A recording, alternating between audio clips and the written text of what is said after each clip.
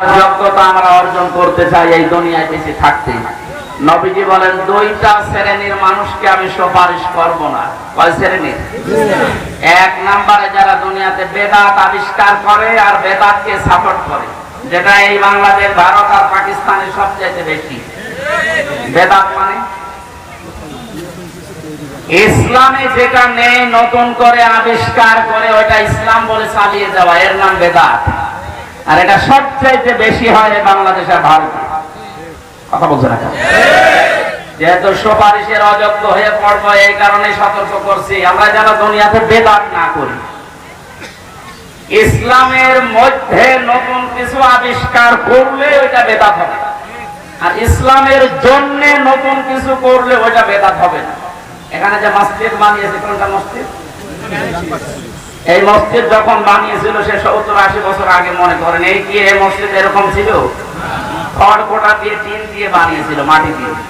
দিন যত যাচ্ছে এখন বিউটিফাই হচ্ছে, এসি লাগিয়েছে, টাইলস লাগিয়েছে, ফ্যান লাগিয়েছে, আরো কত রং বেরং করছে, বিউটিফাই করছে। এটা ওই সময় ছিল না। দিন যত যাচ্ছে এটা ইসলামের মধ্যে না, ইসলামের জন্য, এটা ইবাদতের জন্য বিউটিফাই করছে। এইটা বেদাত। কথা বুঝতেছে? ইবাদতের মধ্যে যদি আপনি কিছু তৈরি করেন, জিকির করা ইবাদত। জিকির করা কি? জিকির যদি ইবাদত হয়ে থাকে, এর আলাদা শব্দ আছে, আলাদা নিয়ম আছে, কিভাবে কখন করবেন সেইটাও বলা আছে কোরআন আর হাদিসে। এইটা বাদ দিয়ে নতুন করে যদি কেউ জিকির আবিষ্কার করে, যেমন আমার তাহিরি ভাই করেছিল, আন্দাজে জিকির বানিয়েছে, কে আলী বাবা, শাহ আলী বাবা, কত বাবার নামে জিকির বানায়। এইগুলো ইসলামের মধ্যে নতুন করে যেহেতু একটা দিয়ে আপনি ওইটাও ইসলাম বলে চালিয়ে দিচ্ছেন, এটা বেদাত। এই জন্য এই ভাইয়ের অনুসারী যারা আছেন, আপনারা বেদাতে আছেন, আর বেদাত করলে আপনি নবীর সুপারিশ থেকে বঞ্চিত হয়ে যাবেন। আপনাকে আমি সতর্ক করলাম, আপনি যেন এরকম ভুল পথে পা দেবেন না। 2 নম্বরে, জালেমের জুলুম দেখার পরও যারা জালেমের তোষামদি করে, এই মানুষগুলো আল্লাহর নবীর সুপারিশ থেকে চির বঞ্চিত হয়ে যায়, যেটা এই 5 তারিখের আগে সবচেয়ে বেশি ছিল বাংলাদেশে। জালেমের জুলুম দেখার পরও আপনি তোষামদি করতেন, তার গুণগান করতেন, তার পক্ষে সাপোর্ট দিতেন। আপনি যদি জেনে শুনে এই ভুল কাজটা করে থাকেন, এখন তওবা করেন, জীবনের মতো ফিরে আসেন, নয়তো আপনার জন্য নবীর সুপারিশ হারাম, আপনি সুপারিশ পাবেন না। এইটা বলার দরকার ছিল কি? আপনাকে আমি সতর্ক করছি, না বললে তো আমিও কি আমাদের ধরা খাবো। আপনি তো এই কাজ করার কারণে, আর আমি এই সতর্ক না করার কারণে।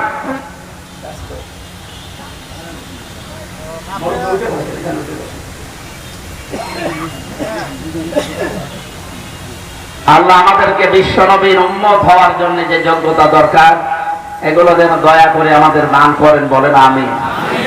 আমরা কোরআনে কারিমের সূরা ফুরকান 63 নম্বর আয়াতটা পড়েছি। এখান থেকে শেষ পর্যন্ত আল্লাহ রাব্বুল আলামিন জানাতে চেয়েছেন, জান্নাতের ভেতরে আমি আল্লাহ রহমানের বান্দা হিসাবে যারা পরিগণিত হবে, তাদের জন্য বেহাল বিশাল জান্নাত আমি তৈরি করে রাখবো, এই দুনিয়ার 10 দুনিয়ার সমান। এসিল্যান্ড বসে আছে, জমি জায়গার দাম কিরকম জানে না?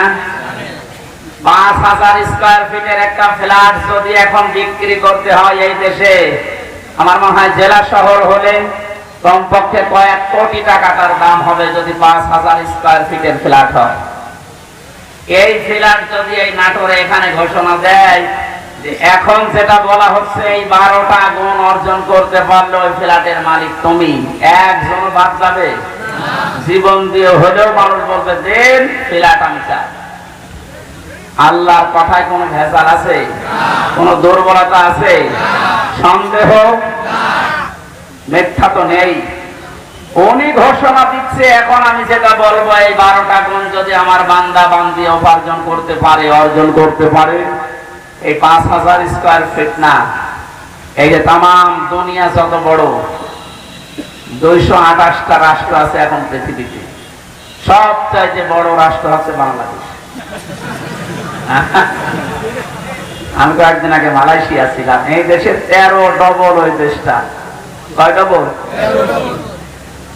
এই যে আমাদের পাশের যে প্রতিবেশী রাষ্ট্র ভারতের চাইতে 29 ডবল বড়। আমেরিকা বাংলাদেশের চাইতে 59 ডবল বড়। এক দেশের ভেতরে এই রাজ্য থেকে ওই রাজ্যে যেতে ওদের 7.5 ঘন্টা 8 ঘন্টা সময় লাগে তো প্লেন। আর আমাদের এই দেশে যদি ওই মানের প্লেন চালানো হয়, এই মাথা থেকে ও মাথা সর্বোচ্চ 13 মিনিট লাগে। ওদের তুলনায় আমরা কোন জায়গায় আছি বলেন? এইরকম রাষ্ট্রের সংখ্যা 228টা, তার ভেতরে বাংলাদেশ একটা। 64টা জেলা নিয়ে এটা তৈরি, এর ভেতরে নাটোর একটা। নাটোরে আছে কয়েকটা থানা, বড়াই গ্রাম একটা। বড়াই গ্রামে কত গ্রাম, এর ভেতরে 10 গ্রাম একটা। 10 গ্রামে কত জায়গা দেখতে পাচ্ছেন না? এর ভেতরে ফাজিল মাদ্রাসার এই জায়গাটুকু এক টুকরা। এই পুরা মাদ্রাসার এইটাই যদি ফ্ল্যাট বানিয়ে দেয়, আপনি তো আনন্দেই মরে যাবেন। আর আল্লাহর ঘোষণা হচ্ছে এইরকম তামাম পৃথিবী যত বড়, এরকম 10 ডবল এত বড় বিশাল জান্নাত আল্লাহ ফ্ল্যাট আকারে আপনাকে দিয়ে দেবেন। আল্লাহ যেন আমাদের সবাইকে এই গুণগুলো অর্জন করে ওই ফ্ল্যাটের মালিক হওয়ার তৌফিক দেন। আমরা আরম্ভ করছি সূরা ফুরকান। খুব খেয়াল করে শুনবেন, প্রতিটি কথা থেকে শিক্ষা নিয়ে আসা লাগবে। ফুরকান শব্দের শাব্দিক অর্থ হচ্ছে সত্য মিথ্যার পার্থক্যকারী।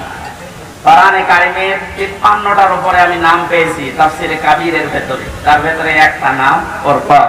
কোরআনের নাম কি? কেন এই নাম দিলেন আল্লাহ? তাবারাকাল্লাযী নাযালাল ফুরকানা আলা আবদিহি লিয়াকুনা লিল আলামিনা নাযীরা। আল্লাহ পাক বলেন, বরকতময় আল্লাহ যিনি তার বান্দার উপরে ফুরকান দিয়েছেন, যেন তিনি বিশ্ব জগতের মানুষদের সতর্ক করতে পারেন। তাহলে ফুরকানের 1 নাম্বার কাজ হবে মানুষকে সতর্ক করা। কোনটা সত্য আর কোনটা মিথ্যা এটা আপনার চোখে আঙ্গুল দিয়ে ফুরকান দেখিয়ে দেবে। 1500 বছর হয়ে গেল এটা নাযিল হওয়া। দিনে দিনে বছরে বছরে যুগে যুগে এটা কিন্তু মানুষকে সতর্ক করছে না করে নাই? বলেন। আমি একটা হাদিস বলছি আয়াতের রিলেটেড, একটু ভালো করে মিলান।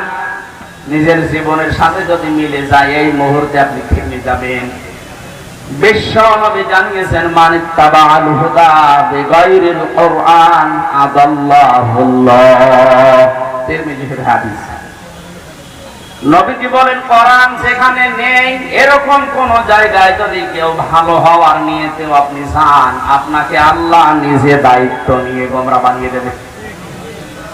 শব্দটা আদাল্লাহ বা ইফাল, যদি দল্লা শব্দ আসতো, দল্লা ইয়াবিল্লু বাবে সুলাসি মুজাররদ থেকে বাংলা অর্থ আসতো আপনি নিজেই নিজেকে খারাপ বানিয়ে ফেলেছেন।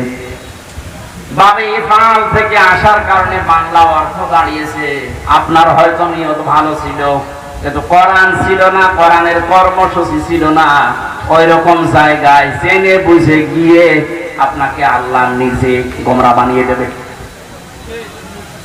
এজন্য যেখানে কোরআন নেই ওখানে ভালো হওয়ার নিয়তেও গেল আপনাকে খারাপ বানাবে কে? বলেন। এটার বাস্তব প্রমাণ আজ মাজার গুলো। এদেশে যত মাজারের ব্যবসা চলছে আপনি একটা দেখান যেখানে কোরআন পাওয়া যায়, কোরআনের নিয়ম নীতি চলে। এমনকি সব চাইতে বড় মাজার আমরা মনে করি কুষ্টিয়ার লালন শাহ মাজার। মানে কোরআন আছে, কোরআনের নিয়ম নীতি আছে, ওখানে খালি গাঁজা পাওয়া যায়। সাররা পুলিশ পাঠায় যে পাহারা দিয়ে ভালো করে যেন গাঁজা খেতে পারে। এখন আস্তে আস্তে বন্ধ হচ্ছে। এই যে হাজারো মানুষ এখানে আসে বিভিন্ন জেলা থেকে, বিশেষ করে রংপুর বিভাগের মানুষেরা বেশি আসে। এরা বউ ছেলে মেয়ে বেটার বউ সব নিয়ে চলে আসে। আল্লাহর ওলি আছে, ওখানে কোরআনের নিয়ম নীতি চলে। সারা বাংলাদেশ মিলিয়ে আপনি যে কয় মন গাঁজা না পাবে ওই দরবারে তার চাইতে বেশি গাঁজা। মানে রাত 10টার পরে আপনি যাবেন খালি ধোয়া দেখবেন।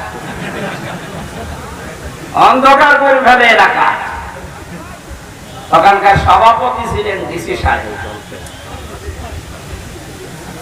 8 থেকে 8-এর উপরে আমি শুনেছিলাম 19 সালে 8 কোটির উপরে টাকা আসে বাইরের থেকে মাজার উন্নয়ন করার জন্য। মসজিদের ছাদ হয় না, সেখানে 1-2 লাখ টাকা দেয় না, মাজার যেন উন্নয়ন হয়। মাজার নাকি খুব বড়, কত বড় বড় বিল্ডিং বানিয়েছে, হাজারো মানুষ যে দেখবে সেজদা দিচ্ছে। আউযুবিল্লাহ মিন যালিক। প্রকাশ্যে এই শিরক কাজগুলো ওখানে হয় কোরআনের বিরুদ্ধে, যেটা এই জন্য আমরা দেখতে পাই হাজারো মাজারে মানুষ গিয়ে ভালো হওয়ার নিয়তে যায়, কিন্তু ভালো হয় না। কোরআন না থাকার কারণে আরো খারাপ হয়। এই খারাপ বানিয়েছে তো হামজা কে? আল্লাহ। আল্লাহ নিজে দায়িত্ব নিয়ে আপনাকে গোমরা বানিয়ে দেবে।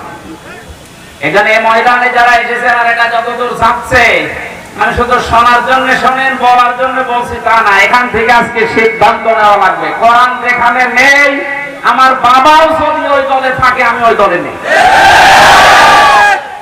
এটা সত্য। এই সামিয়ানা পর্যন্ত আপনি যদি ভালো হওয়ার নিয়তে যান, সত্যি করে বলছি, যেখানে কোরআন নেই, সেই দলে কোরআনের কর্মসূচি চলে না। আপনি ভালো হওয়ার নিয়তে থাকলেও খারাপ হবে। আপনাকে খারাপ বানাতে হামসার লাগবে না। কে দায়িত্ব নিয়েছে? সত্য আর মিথ্যা আপনাদের সামনে এখন স্পষ্ট। স্পষ্ট আছে কোনটা সত্য আর কোনটা বিভ্রান্তি। এরপরও যদি কোরআন দেখে দেখে জীবন চালাতে কেউ না পারে, যে মাসে কোরআন নাযিল হয়েছিল ওখানে কোরআনের নাম ফুরকান বলে উল্লেখ করা আছে।